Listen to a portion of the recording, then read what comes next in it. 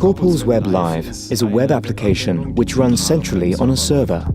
During a deployment, the paramedic at the deployment site might require more information from a doctor, and instead of having to send out an emergency doctor for each deployment, he can establish a connection to the server with corpuls.web and then transmit all the data which this server records.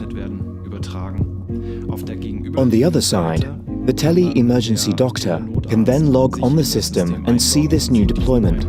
This means he can immediately see any changes to the condition of the patient during the deployment.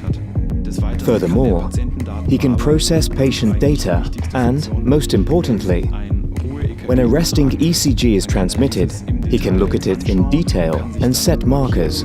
Then he can leave a comment there.